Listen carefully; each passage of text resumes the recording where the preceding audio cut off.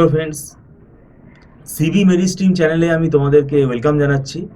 তোমাদেরকে আজকে আমরা একটা গুড নিউজ দিতে চাই। সেটা হচ্ছে যারা 2025 সালে তোমরা জেকা অ্যাসপিরিয়েন্টস যারা ছিলে, মানে যারা 2025 সালে জেকা এক্সাম দেবে বলে যারা মানে প্রিপারেশন নিচ্ছিলে এমসিএ অ্যাডমিশনের জন্য, তোমরা জানো আমাদের গতকাল 2রা সেপ্টেম্বর 2025 আমাদের কিন্তু এই জেকা এক্সামের ডেট অ্যানাউন্সমেন্ট হয়ে গেছে ওয়েস্ট বেঙ্গল জেকা এক্সামের, এবং জয়েন্ট এন্ট্রান্স বোর্ডের এখানে ডেটটা অ্যানাউন্স হয়েছে ওয়েবসাইটে। এবং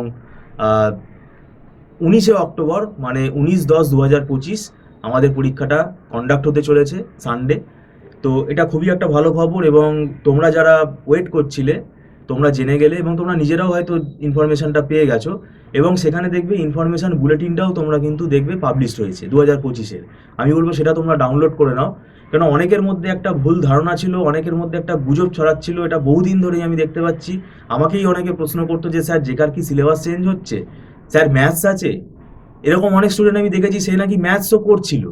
ভাই, এটা আমরা বরাবর বলে এসেছি যে তুমি কি ওয়েবসাইটে দেখেছো জয়েন্ট এন্ট্রান্স বোর্ডের সিলেবাসে যে ম্যাথসের সিলেবাসটা আবার এসছে? আমাদের যেটা রিসেন্ট যে ইনফরমেশান বুলেটিন 2024-এর, তো সেই ইনফরমেশান বুলেটিন অনুযায়ী আমি সিলেবাসটাকে পড়বো। এখন যারা 2026-এ যারা জেকা এক্সাম দেবে তারা 2025-এর যে ইনফরমেশান বুলেটিন এটা দেখেই তারা পড়বে। তো এই ভুল ধারণাটা কেন হচ্ছে আমি জানি না।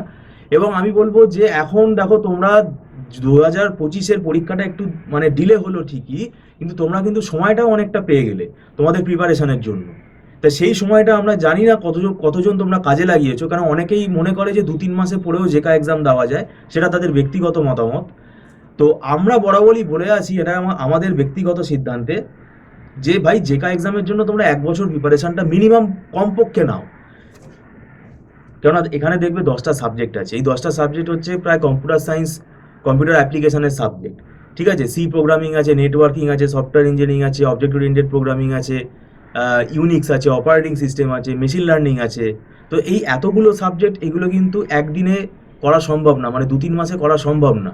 এবং বিশেষ করে যারা তোমার মানে আর্টস মানে মানে নন আইটি ব্যাকগ্রাউন্ড, মানে ধরো physics honours, chemistry honours, mathematics honours, তাদের কিন্তু সাবজেক্টটা আমি পড়াতে গিয়ে দেখেছি একটু নতুন লাগে। তাদের বুঝতেই সাবজেক্টটা 2-3 মাস লেগে যায়। তো সেটা কিন্তু একটা ম্যাটার করে।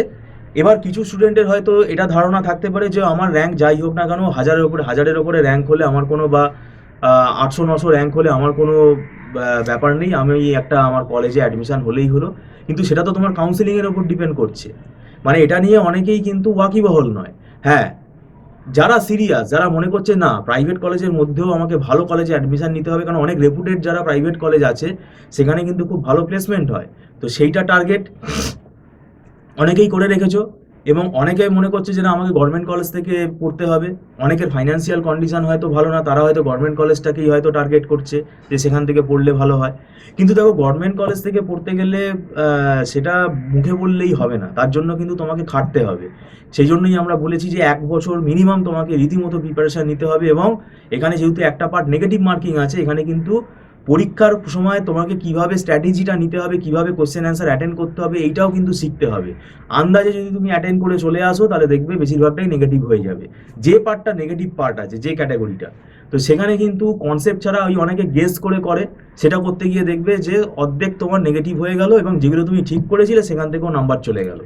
তো এই ব্যাপারটাই বেশি হয়, এবং এটা অনেকে ক্যাজুয়ালভাবে দেয়, কারণ এটা একটা খুব গুরুত্বপূর্ণ একটা কম্পিটিটিভ এক্সাম আমাদের ওয়েস্ট বেঙ্গলে জয়েন্ট এন্ট্রান্স বোর্ডের আন্ডারে এটা আমাদের যে পরীক্ষাটা হয় এমসিএ এন্ট্রান্স। এটার জন্য আমি ওই জন্য বলছি খুব সিরিয়াস হওয়া দরকার। এবং এটা এখন তোমরা একটু নিশ্চিন্ত হলে, তোমরা পরীক্ষার ডেট জেনে গেছো, এখনও তোমাদের কিন্তু হাতে মোটামুটিভাবে অনেকটাই সময় আছে। তোমরা মক টেস্ট দাও। মক টেস্ট দিলে কি হবে, তোমাদের কিন্তু কনসেপ্টটা আরও ক্লিয়ার হবে, মানে তোমাদের কোথায় কোথায় এখনও ড্রব্যাকস আছে সেগুলো তোমরা বুঝতে পারবে। এবং যেটুকু তোমাদের হাতে সময় আছে তোমরা আবার রিভিশন করো। আর একটা জিনিস আমি তোমাদেরকে বলেছিলাম যে তোমাদের পড়াটা একটু শুরু করে দেওয়া দরকার, এমসিএর যে ফার্স্ট সেমেস্টারের পড়া।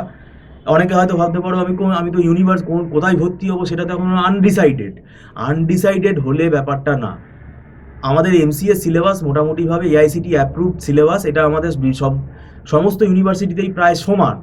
তাই এটাতে কোনো অসুবিধা নেই। তুমি যদি ম্যাকআউট ইউনিভার্সিটি সিলেবাসটাও যদি পড়া শুরু করো, তাতে তুমি যদি পরবর্তীকালে কল্যাণী ইউনিভার্সিটিতেও যদি তুমি ভর্তি হও, তাতে কোনো অসুবিধা হবে না, কারণ সিলেবাস অনেকটাই সেম। এবং সিলেবাসগুলো সেমেস্টার ওয়াইজ হয়তো আগে পরে করে থাকে। তো সেই জন্যই আমি বলেছিলাম পড়াটা শুরু করে দিলে তোমাদের কিন্তু অনেকটাই এগিয়ে যাবে। কেননা দেখো জেকা এবারে একটু দেরিতে হচ্ছে, তাহলে ফার্স্ট সেমিস্টারের পরীক্ষাটা সময় কিন্তু তোমাদের কমে আসবে। ফার্স্ট সেমিস্টারের এক্সাম কিন্তু খুব বেশি পেছোবে না। এখন ফার্স্ট সেমিস্টারের এক্সাম এটা আমরা খবর রাখছি, মানে মানে ম্যাকআউট ইউনিভার্সিটি স্টুডেন্টদের তো আমরা পড়ানো শুরু করে দিয়েছি। তো আমরা সেটা তারা কোন কলেজে ভর্তি হচ্ছে সেটা জানতে পারবো, এবং পরবর্তীকালে মানে একটা ডিসিশনও আমরা নিতে পারবো যে আমাদের হাতে আর কতটা সময় আছে। অবশ্যই কিছু দেখো, পরীক্ষা হয়ে গেলে, কাউন্সিলিং হয়ে গেলে, অ্যাডমিশন প্রসেস কমপ্লিট হয়ে গেলে, কলেজে গেলেই তোমরা আস্তে আস্তে ফার্স্ট সেমিস্টারের পরীক্ষা কবে হবে সেটা তোমরা জানতে পারবে। কিন্তু আমরা টেন্টেটিভ যেটা আমরা আমাদের অভিজ্ঞতা থেকে আমরা যেটা আইডিয়া করছি, এমসিএ ফার্স্ট সেমিস্টারের পরীক্ষাটা হয়তো জানুয়ারিতে হতে পারে, খুব বেশি হলে ফেব্রুয়ারি। কিন্তু ফেব্রুয়ারিতে হলে ওদিকে আবার ইভেন্ট সেমেস্টার কিন্তু এগিয়ে আসবে। তো সেটা একটা ব্যালেন্স করে হয়তো ইউনিভার্সিটিগুলো ডিসাইড করবে এই একাডেমিক ক্যালেন্ডারটা। তো সেটা কিন্তু তোমরাও খেয়াল রাখবে, সেটা তোমাদের জানিয়েও দেওয়া হবে যে যে ইউনিভার্সিটিতে ভর্তি হবে। কিন্তু হাতে আমাদের কিন্তু সময় খুবই কম। মানে যারা ম্যাকআউট ইউনিভার্সিটি থেকে পড়বে মনে করছো, ম্যাকআউট ইউনিভার্সিটির ফার্স্ট সেমিস্টারের সিলেবাসটা কিন্তু 4খানা কম্পালসারি, যে মানে আইটি বা কম্পিউটার সায়েন্সের যে পেপারগুলো রয়েছে তার সাথে আরও ইলেকটিভ রয়েছে।